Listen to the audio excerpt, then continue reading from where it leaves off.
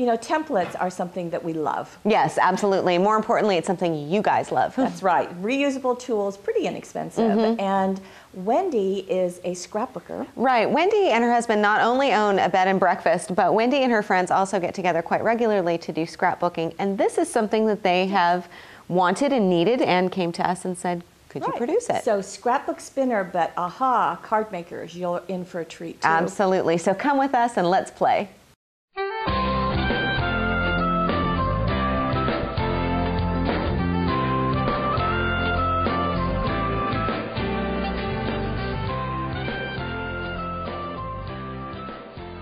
So scrapbook spinners template is what we're talking about. Yeah, let's take a look. This template is fantastic. I'm so excited for it. Good. I had a great time playing with it, actually. This is a 12 by 12, as you can see. Now I have a piece of black paper under here, so hopefully you can see this a little bit better. Yeah, so the main part of the template is, well, this is one very important thing, this notch on here, as well as the circle here, because this is going to give us the components of our spinner. Well, but don't forget, all of these shapes allow us to have windows. Right. And Wendy designed 2 edges. So we've got this scalloped edge. I love this. And then also this decal edge. Yeah, very cool. Stuff's going on. Right. Now, you've got a finished album page. Yeah, so let's take a look at what the spinner actually will result in. So I've got this beautiful page.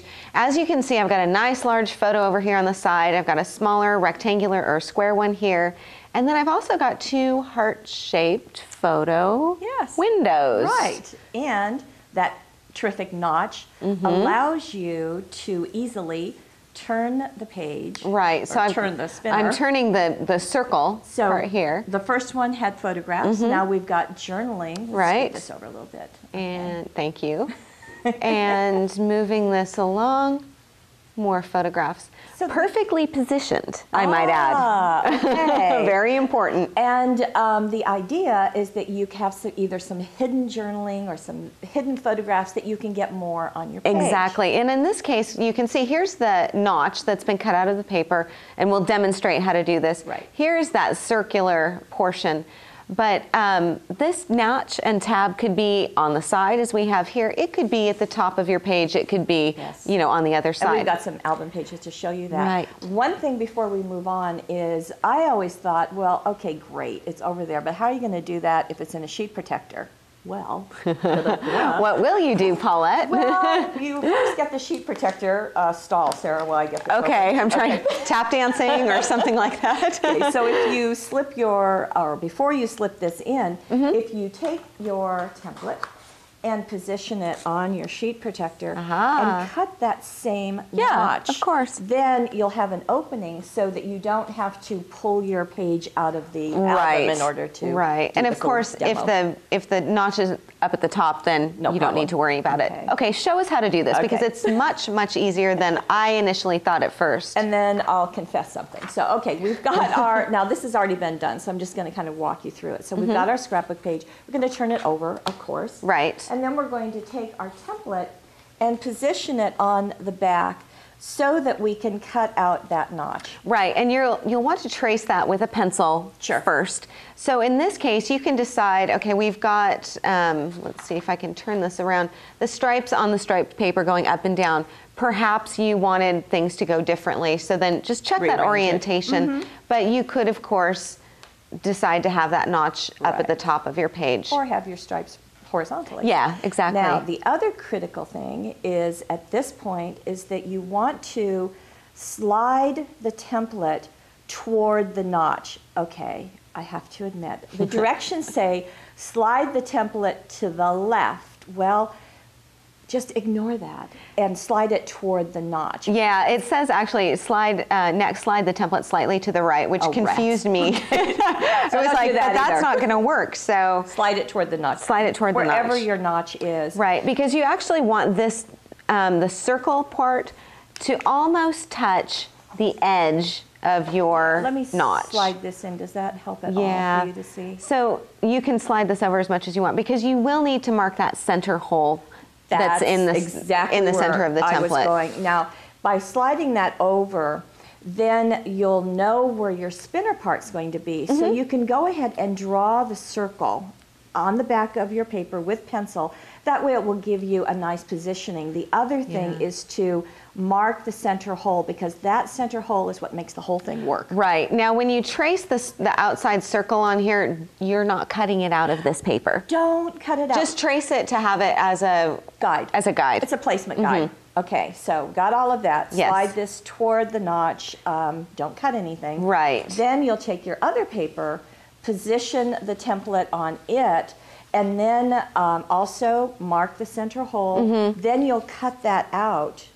Okay. Right. This is your spinner. Now, because you have the hole placed here and you have it here, and you've already kind of done it with an X-Acto or whatever. Yeah. Then when you take your brad to put these together, the brad is going to allow it to swing. Exactly. Now, we've got on here, you can see, we've traced and cut two of the heart shapes. You'll do that, of course, before you get everything bradded all together. Yes. So this is really the genius part of the template, because you've got not only the heart shapes on here, we've got the large and the small, but you've also got, you know, a circle, you've got this area with the journaling on here, and you can position those wherever you want within the traced circle. Wherever you want, on whatever you want. Exactly, Okay, exactly. so And there are some other cool things about this that are just, it's just so much more versatile than you might think. Yeah, and I think sometimes saying scrapbook spinner, while that's exactly what it is, it kind of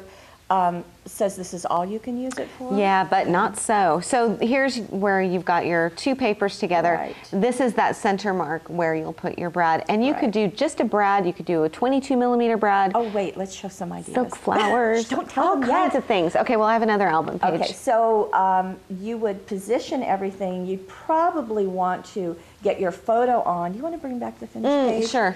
And then decide where you want your openings. As you said, we've got the two hearts here, and that worked really well for that page. So, okay, so here's our finished. In this case, our brad is holding two stacked silk flowers. Yeah. And notice how it's going onto the photograph. Right, so you want to make sure whatever photograph or whatever element you have right here has some area that can be covered by the silk flowers. In this particular case, but we've got more ideas. So some of the magic is, what are you going to do with that brad? Yeah, exactly. So here's a beautiful album page on which I see no brad. Aha! What is this? That's right, it's hidden. Is it hidden? Well, let's go into the center, because we know that's where the brad has to be. Yeah. And what Tess has done on this page is that she took the floral scrapbook dazzles, put them on paper, as you can see, trimmed around the edge, lifted them up on foam tape. Okay. Put the foam tape on either side of that brad and hid it. Right. So Clever. you can have a brad there or not. And so here she's got some star shapes for her. And there's something to tell you about Really this. Let's see. cute. Let's get a photograph that has a little more dark area. Yeah. Okay. You see how there's almost a white mat around here? Right. Let's get in so we can see that a little bit better.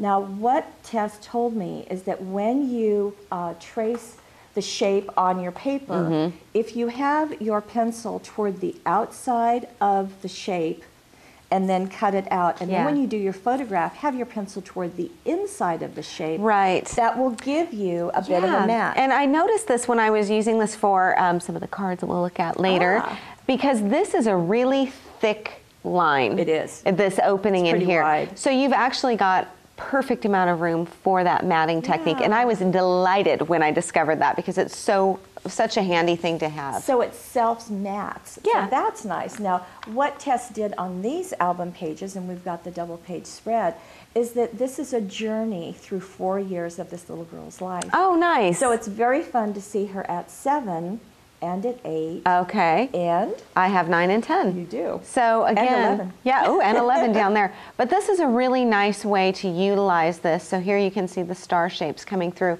This is a great way to place your journaling if there's some journaling that you don't necessarily want everyone to read, for example, or maybe there's a smaller message in there that you wanted to add. I love that. Now, these small stars are also part of the template. Yes. So making use of those as these embellishments on the page. Beautiful. Okay, so got another one. I've got another one here. And this, what I love about this page is that it incorporates that beautiful scallop edge that's on the template.